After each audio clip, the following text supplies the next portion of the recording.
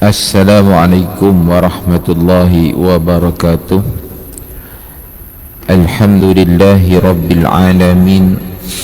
Wassalatu wassalamu ala ashrafil anbiya'i wal mursalin wa ala alihi wa sahbihi wa man da'a bida'watihi ajma'in ila yaumiddin.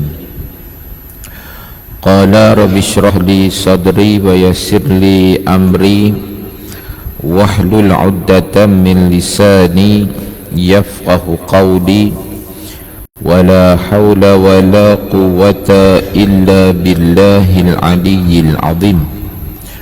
Amma ba'd. Al-Fadil, kekanda Tuan Imam, Ashabul Fadilah, barisan ahli jatan kuasa Qaryah, Ashabul Fadilah, barisan pegawai-pegawai masjid, tuan-tuan, puan-puan yang dirahmati oleh Allah Subhanahu wa ta'ala sekalian. Alhamdulillah, kita kembali dapat menyambung perbincangan kita, khususnya melalui kitab Kehebatan Rasulullah sallallahu alaihi wasallam. Malam ni insya-Allah kita sambung, masih lagi membicarakan berkenaan dengan kehebatan Rasulullah sallallahu alaihi wasallam, berkenaan dengan sebuah hadis yang menceritakan tentang sebatang pohon kayu yang menangis. Qala al-musannif rahimallahu ta'ala wa nafa'ana bi'ulumihi fid darain. Pohon kayu menangis. Imam Al-Bukhari meriwayatkan sebuah hadis daripada Jabir radhiyallahu anhu bahwasanya Nabi sallallahu alaihi wasallam selalu berkhutbah di tepi sepohon kayu, yakni sebelum dibuat mimbar kepada baginda sallallahu alaihi wasallam. Pada suatu hari, seorang sahabat dari Ansar mencadangkan untuk membuat mimbar kepada baginda sallallahu alaihi wasallam. Nabi bersetuju dengan cadangan itu. Baginda bersabda, "Jika kamu mahu buat mimbar, silakan." Pada hari Jumaat, setelah mimbar baginda telah siap, baginda sallallahu alaihi wasallam berjalan menuju ke mimbar dan menaikinya.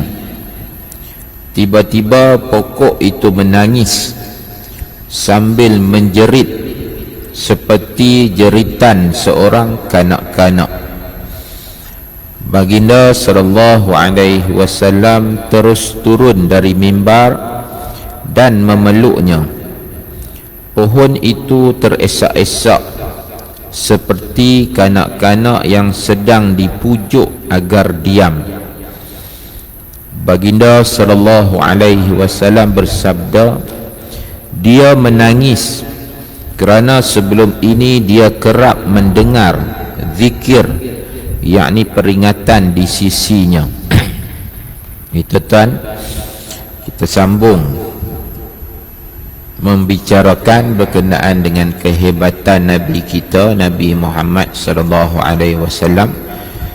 Malam ni kita tengok kepada sebuah cerita yang masyhur juga, boleh dikatakan cerita ni sering dikisahkan untuk dijadikan teladan kepada kita, bahawa di sana bersangkut dengan Nabi sallallahu alaihi wasallam ini, siapa pun akan merasa sangat bahagia apabila dapat bersama ataupun kita kata bersangkut paut dengan Nabi sallallahu alaihi wasallam khususnya.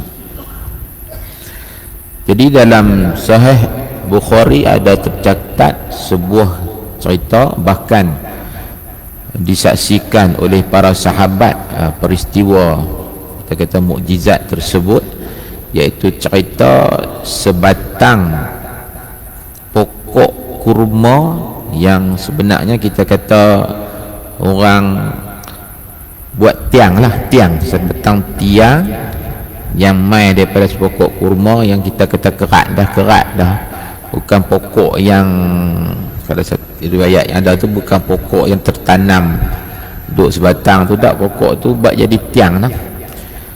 Masjid Nabawi pada awal pembinaannya, Nabi SAW apabila berkhutbah nak cakap, terutamanya masa khutbah Jumaat lah, Nabi akan berdiri di sisi tiang tersebut, batang pokok tersebut, dan Nabi akan, kalau ni sandang, atau Nabi akan pegang, kalau sembang biasa-biasa sandang gitulah, Nabi pegang dia. Setiap kali berkhutbah Nabi berada di sisi batang tu lah, batang pokok kurma tadi. Apabila Islam dah semakin tersebar, umat dah semakin ramai, jadi jemaah dalam masjid ni dah semakin ramai, maka adalah idea daripada Ansar, daripada sahabatnya Ansar ni, mencadangkan untuk dia nak buat tempat bagi Nabi naik berdiri, yang kita namakan mimbar sampai ke hari ni lah kan. Kita tu mimbar tu nak buat lagu tu lah. Nabi, cadangan ini dibuat untuk bila Nabi naik berkhutbah atas mimbar tu, jadi orang lagi nampak lagi jauh Nabi lah, Nabi tinggi, belum tu duduk serata berdiri gitu. Jadi masa Nabi berdiri bawah gitu, Nabi pegang lah batang tu. Bila dah ada mimbar tu, Nabi tak boleh dah nak ikut suka pi, dia kata masa tak ada mimbar tu, berdiri tu Nabi pilih duduk berdiri tepi pokok batang tu lah. Bila dah ada mimbar ni tak boleh nak ni, aku nak naik atas mimbar, dan batang tu tak duduk dah di tepi mimbar tu untuk Nabi nak boleh pegang dekat dia, nak bersentuh dengan dia, nak bersandar dengan dia semasa Nabi sedang berkhutbah. Siap mimbar, Nabi setuju untuk buat mimbar untuk maslahat yang ada, jadi Nabi setuju siap mimbar. Jadi pada kali pertama nak berkhutbah Jumaat, peristiwa ni berlaku apabila mimbar tu dah siap, Nabi naik atas mimbar. Pi tu naik atas mimbar lah. Dalam kalau kita cek ada beberapa riwayat kata Nabi berkhutbah, Nabi menyampaikan khutbah. Jadi tengah selesai khutbah tu, tiba-tiba terdengar satu tangisan. Kalau dalam hadis yang kita tengok ni, tangisan tu sampai menjerit-jerit, macam budak-budak teriak. Budak-budak teriak ini yang tak dapat apa-apa lah dia ni. Para sahabat mendengar, tuan-tuan, para sahabat mendengar, pakat terpinga-pinga, tengok tak ada budak apa, tapi dengar suara teriak. Nabi SAW turun daripada mimbar, pi dekat batang pokok yang dulu tu lah Nabi duk, bila nak khutbah tu Nabi duk pegang ke dia. Baru sahabat perasan, oh, Sayyidina Jabir cerita, oh, mai pada batang pokok tu, suara budak teriak, menangis teriak ni mai pada batang pokok tu. Dan Nabi bagi tahu dia, dan sahabat melihat Nabi mengusap batang pokok tu, macam pujuk lah, pujuk tu. Dan sebenarnya Nabi berbicara dengan batang tu, dan dia menyatakan punca dia teriak, dia mengamuk tu pasal Nabi sudah tidak lagi bila berkhutbah pegang dia sudah hilang peluang untuk dipegang oleh Nabi, bersentuh dengan Nabi, terutama apabila Nabi berkhutbah dalam Masjid Nabawi tersebut. Jadi dia teriak lah, dia sedih lah pasal Nabi dah tak menggunakan dia, tak pegang dia bila setiap kali khutbah. Sebab Nabi dah duduk naik atas mimbar sana, jadi dia tidak lagi dipegang, dia teriak. Nabi pujuk tuan-tuan, dalam hadis yang lebih ni menceritakan bahawasanya Nabi sembang dengan dia, dan Nabi kata dekat dia, wahai pohon, dua pilihan. Kalau hang nak jadi aku ni duk pegang, duk hang, bila aku khutbah ni aku pegang dengan hang ni, aku boleh arah depa, macam kita dah tiang ni kan, korek hang ni dia letak tepi mimbar haduk dah tu, boleh aku duk pegang lagi lah. Pilihan pertama. Pilihan kedua, kalau hang nak ikut hang lah, hang nak pilih hak mana satu. Yang kedua, kalau hang nak hang ni jadi satu pohon balik nanti ni dalam syurga, dan buah hang dimakan oleh ahli syurga, aku pun duduk ada di sana boleh makan hang di sana, terpulang. Hang nak mana satu? Hang nak hak dunia ke hang nak hak di akhirat? Tuan-tuan, dalam hadis tu cerita pohon itu pun memilih untuk dia yang akhirat dunia.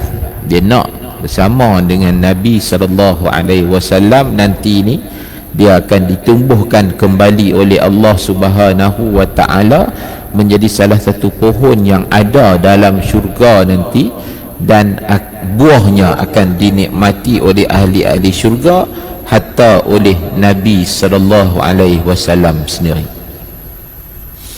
Sebuah kisah yang sebenarnya kalau kita menyelusuri kisah tersebut, kita akan dapat betapa di sana kita sebut tadi,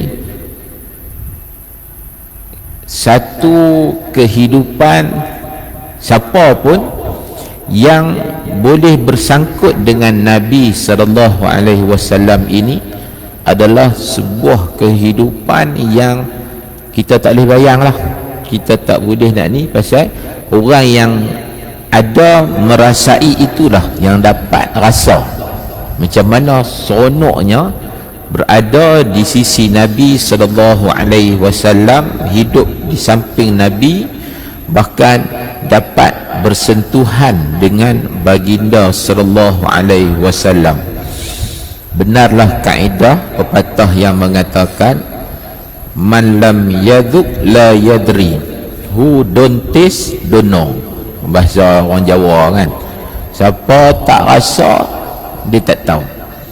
Boleh cerita sahaja tuan-tuan, kita dengar cerita pun kita rasa uish, sampai macam tu no, pokok kurma batang ni mati dah tuan-tuan, bukan batang tengah duk hidup, dah kerat buat tiang ni, kita kata itu pun dia dapat kebahagiaan, dapat hidup bersama dengan Nabi SAW, disentuh oleh baginda sampai hilang peluang tersebut, teriak sampai boleh didengari oleh para sahabat yang lain, bukan hatta oleh baginda Nabi SAW.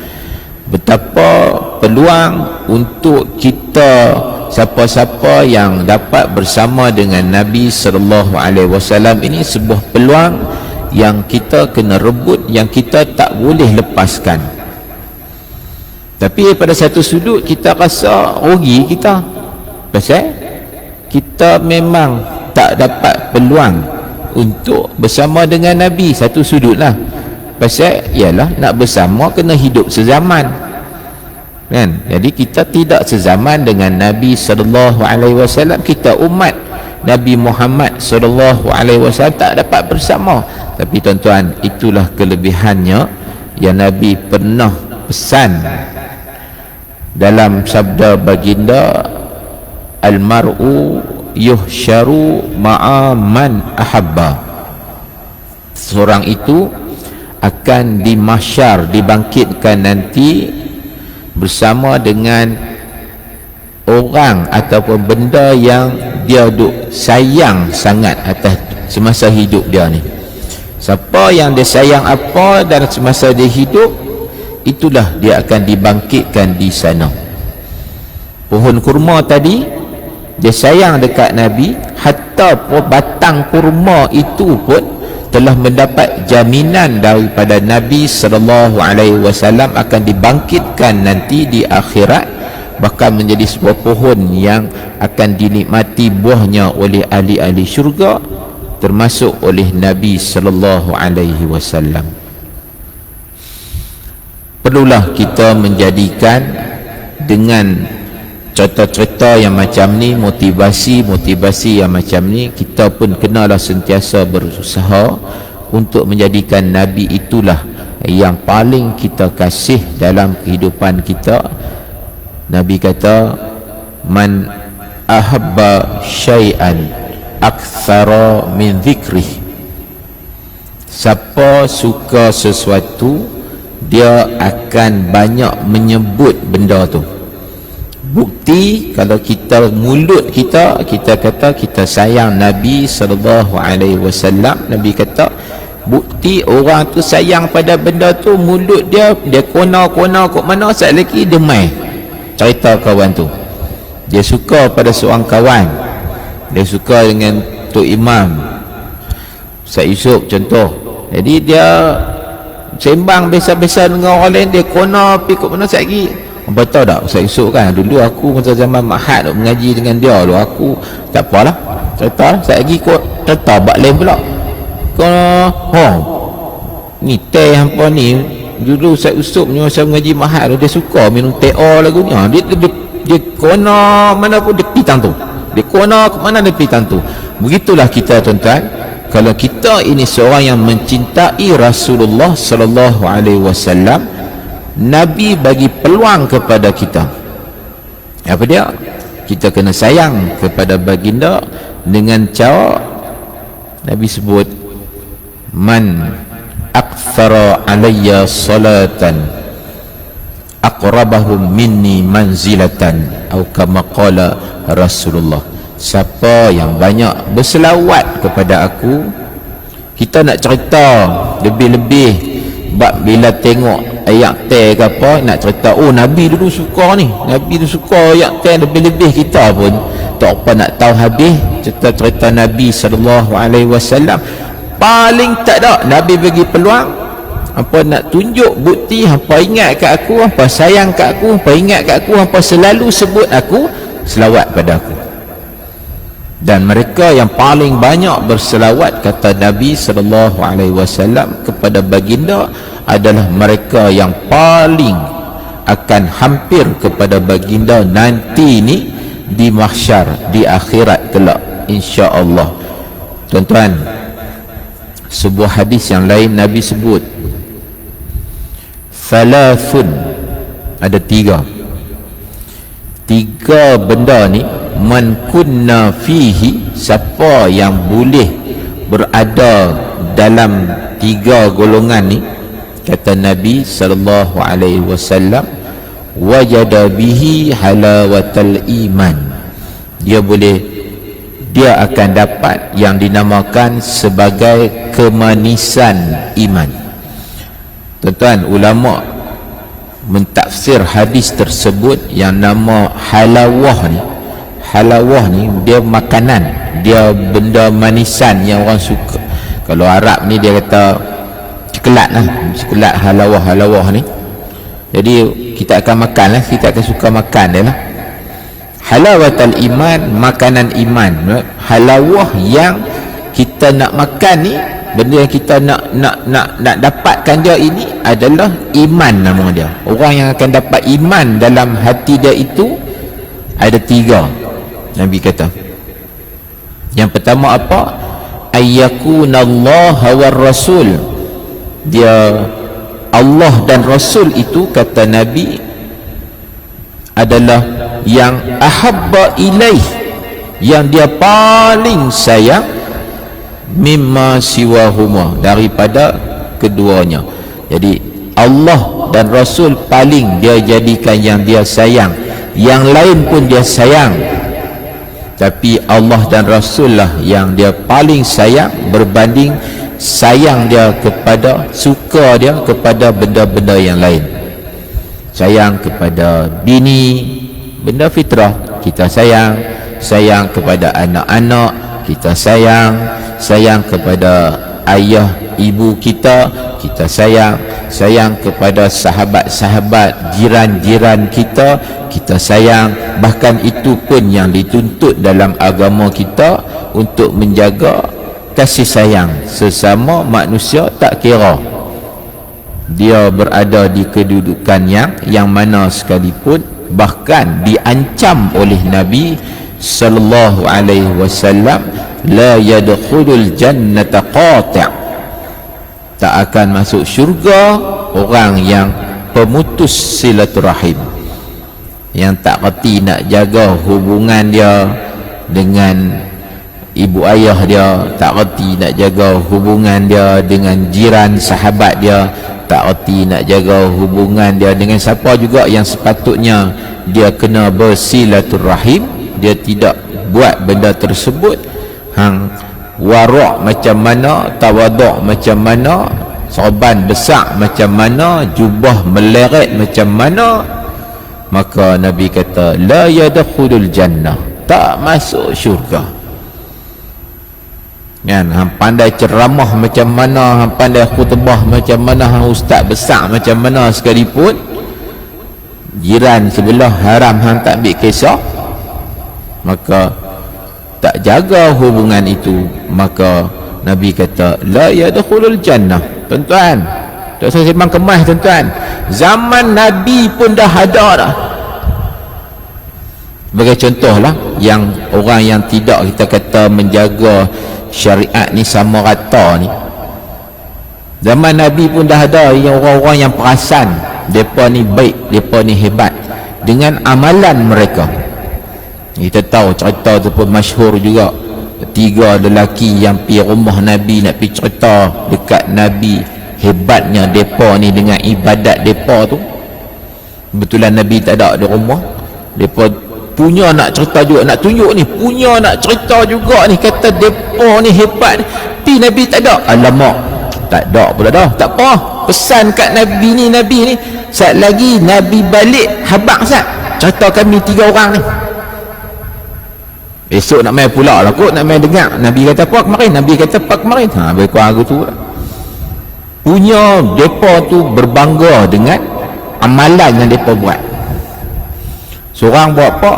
Seorang tak tidur malam, qiyamul lail semalaman, mayang semalaman. Nombor dua, puasa tak buka-buka, sentiasa berpuasa. Nombor 3, tak mau menikah. Nikah sekali lagi berasa macam terganggu ibadat dengan ada bini di rumah ni, contoh gitu kan. Tak nikah.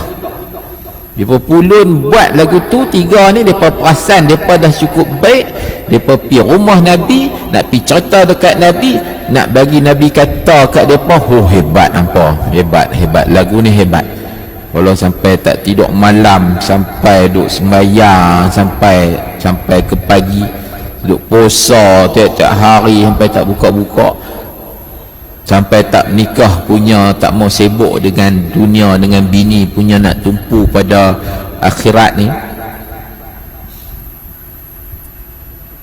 Nabi balik tuan-tuan, bini cerita, abang tadi dah 3 orang mai abang, mereka tu macam ni, nak mai tanya pandangan abang tak ada, jadi lagu mana tu tuan-tuan?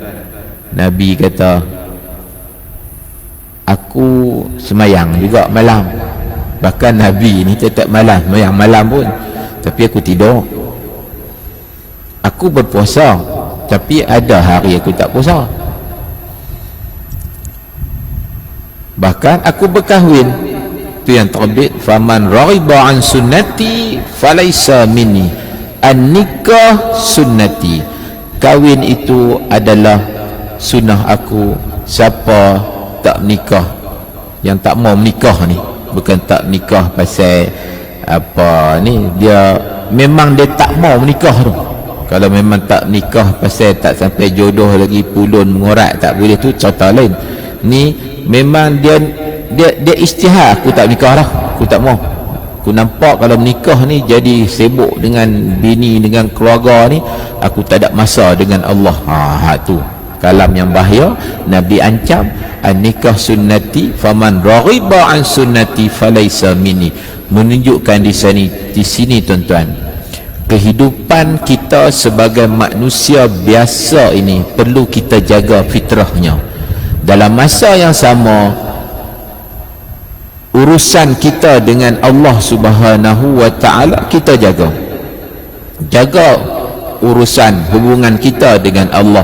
Kita bersembahyang, kita berpuasa, tapi masa yang sama kita tidur, layan sifat kemanusiaan kita, kena tidur, kita tidur tuan-tuan. Kita layan sifat kemanusiaan kita, kena makan, kita makan. Masa kita puasa kita tak makan, tapi ada masa kita makan. Jangan macam tadilah sahabat tadi, kita rasa kemahuan kita untuk berumah tangga tu dah mai. Bahkan Nabi pun kata, man istata'a minkumul ba'a falyatazawwaj ma'syara syabab.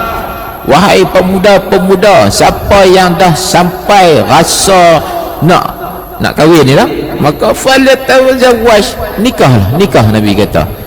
Cuma Nabi kata kalau dah tak sampai seru lagi, berasa dah, tapi ngurat tak boleh lagi, berasa dah, duit tak cukup lagi, fa'alaihi bisyam, puasa. Maknanya punya Nabi menjaga supaya pi nikah ni, kalau tak boleh nikah, Nabi bagi ubat, kita kata sebagai penawar kepada kemahuan nikah ni. Kalau tak boleh ni, Nabi suruh sebenarnya layan kemahuan tersebut, pergi menikah. Tapi kalau dah tak terlayan dengan sebab ada halangan tertentu, baru Nabi kata puasa. Sebab orang yang puasa ni, dia boleh ubat banyak untuk penawar kepada keiringan seks tu. Sebab tu tuan-tuan, kalau satu sudut kita tengok orang puasa ni, kalau pergi buat seks tengah puasa, hukuman dia pada, kafarah dia pada, kena puasa 2 bulan berturut-turut.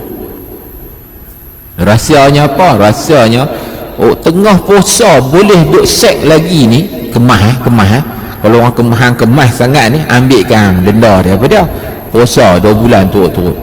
Tak boleh selang, ganti sehari kita batal dengan sebab seks bulan Ramadan tu, denda dia kena puasa 2 bulan berturut-turut. Tak boleh selang. Puasa dah 10 hari, puasa tak larat, hari ke-11 tak mau puasa lu kot, nanti sambung balik. Tak, hang sambung balik tu bukan sambung balik, mula lain 2 bulan tu. Awak nampak macam kasar ni, macam ni padan lah. Tengah puasa yang Nabi sebut puasa ni untuk mententeramkan nafsu, tapi hang boleh tengah puasa, hang boleh lagi. Hang memang hebat, hang ambil ke hang. Kamu tadi tu tudan tuan-tuan, apa yang hang buat, lagu itulah yang hang dapat. Itu adalah karma dalam agama kita. Hukuman setimpal sebenarnya dengan apa yang kita dah buat atas kehidupan kita.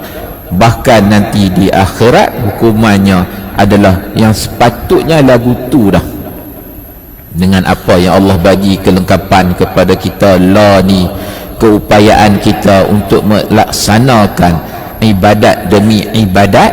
Tapi apa yang berlaku, kita guna benda yang kita sedang ada lah ni untuk melakukan maksiat kepada Allah Subhanahu wa ta'ala. Maka di akhirat, kalau hak buat baik tu, Allah bagi kebaikan kepada dia, yang buat buruk bagi keburukan pada dia, azab neraka yang tak terperi pedihnya. Sebab tu yang diancam oleh Nabi SAW ahli neraka ini. Ada hadis yang kata akan dibesarkan, kita selalu sebut hadis tersebut sebagai suatu peringatan untuk kita bersama. Pasal Nabi tuan-tuan, Nabi sembang sikit, Nabi akan bunyi apa tuan-tuan? Fattaqun nar, takut neraka. Nabi kita sembah lagi, fattaqunnar. Nabi sering mengungkapkan takut neraka ni, takut nah, neraka ni takut nah. Tuan-tuan, pagi Jumaat selalu saya ulang benda ni. Pagi Jumaat kita duk dengar Tok Imam duk baca apa?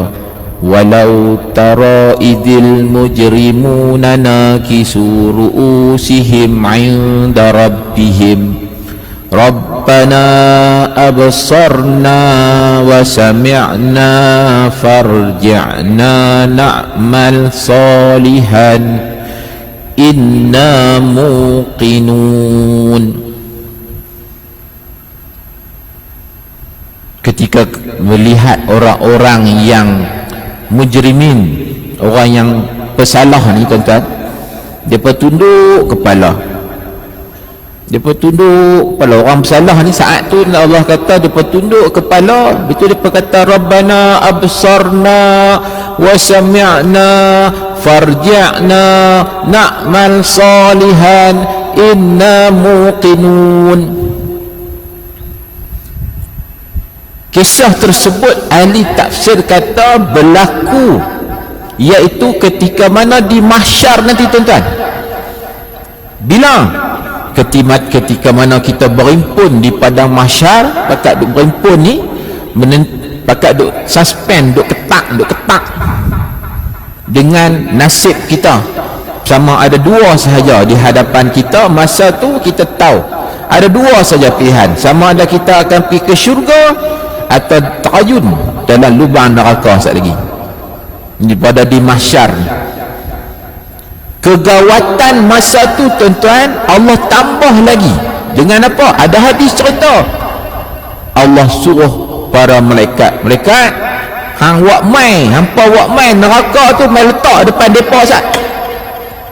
Maknanya neraka tu selalu kita sebut dia sebuah bangunan, pasal boleh wak mai.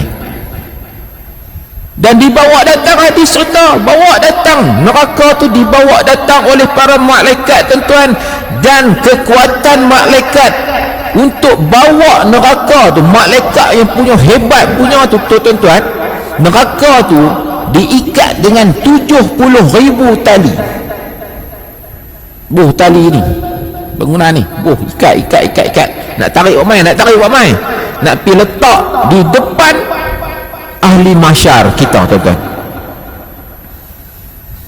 Dan dalam hadis menceritakan setiap satu tali itu ditarik oleh 70,000 malaikat.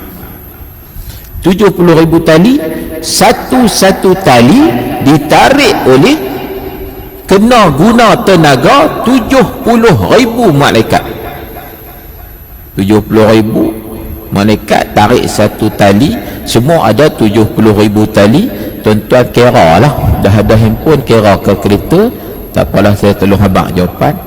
4.9 bilion orang malaikat nak tarik dia mai tu, degung depan kita. Kosong lagi, bukan ada orang masuk lagi.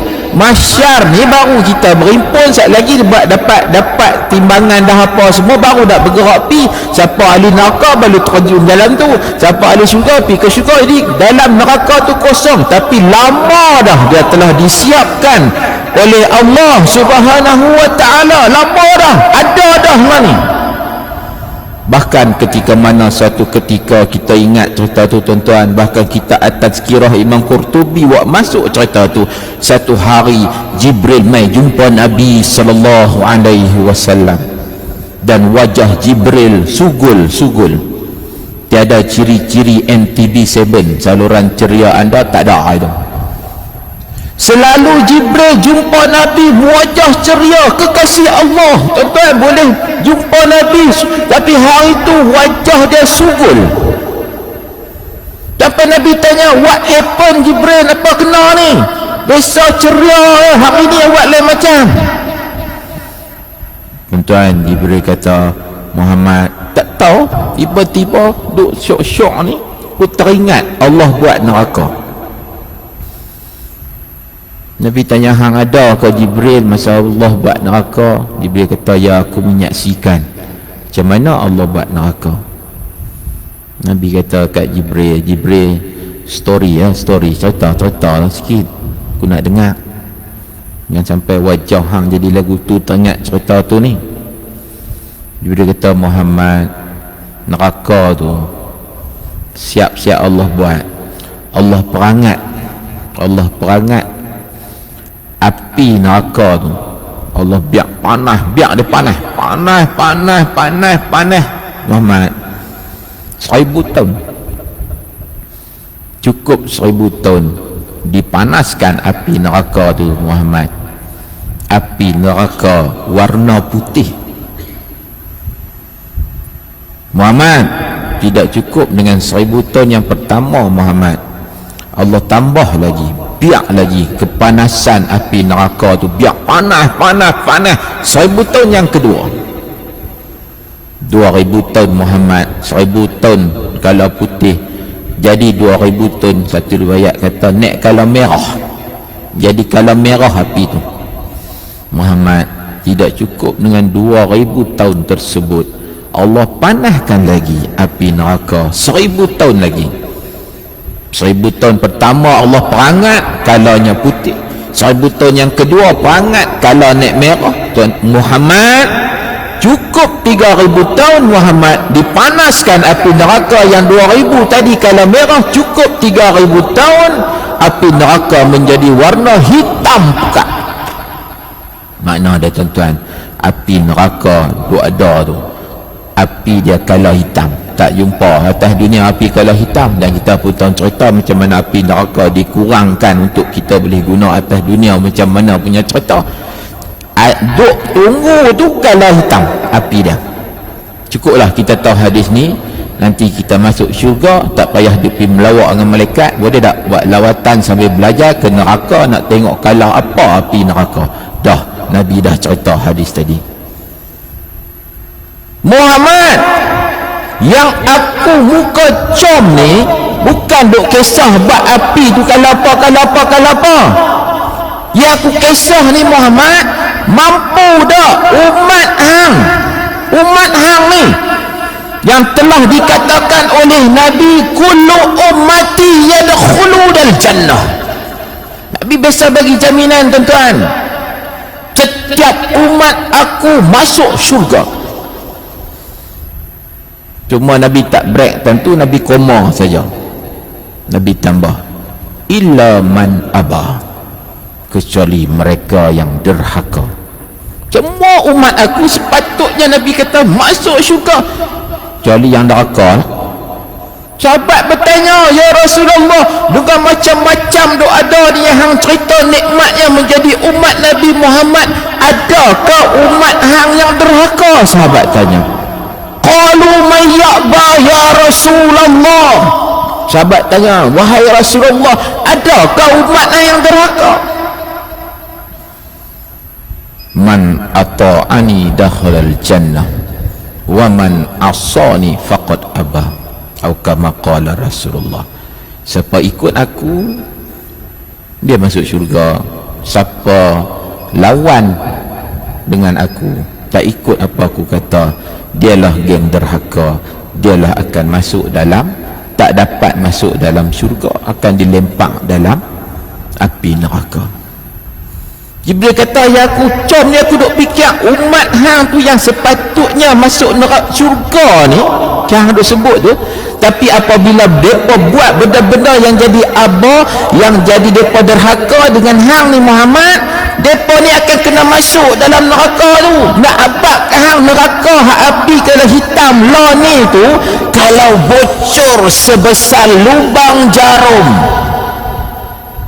Duk ada tu, kalau dia bocor, terbocor dan kebocorannya sebesar lubang jarum. Tuan-tuan, jarum kita duk pegang kalau di rumah, tumpang pegang kat bini mata tak nampak, abang tolong Zat, tak nampak, buat apa? Buat masuk jarum Zat, dalam lubang jarum, buat masuk jarum dah, buat masuk benang Zat.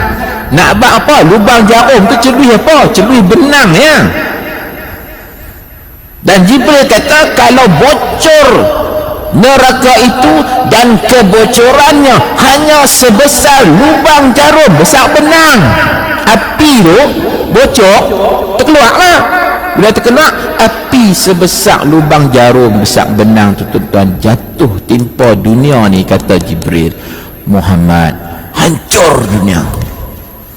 Mampu dah umat hang yang derhaka tadi tu, yang sepatutnya pergi ke syurga tapi mereka derhaka, bila mereka dilempak masuk dalam neraka tadi, menanggung api yang sehebat itu.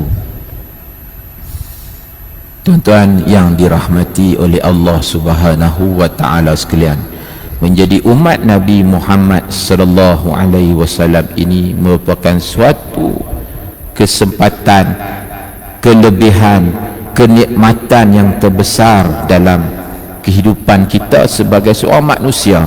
Manusia wujud daripada zaman Nabi Adam sampailah yang akan mati yang terakhir pada hari kiamat nanti. Tapi kenikmatan manusia yang terhebat ini adalah apabila mereka, kita adalah umat Nabi Muhammad sallallahu alaihi wasallam. Yes, kita tak ada kesempatan, kita umat Nabi tak ada kesempatan cium Nabi, tak ada kesempatan sentuh Nabi.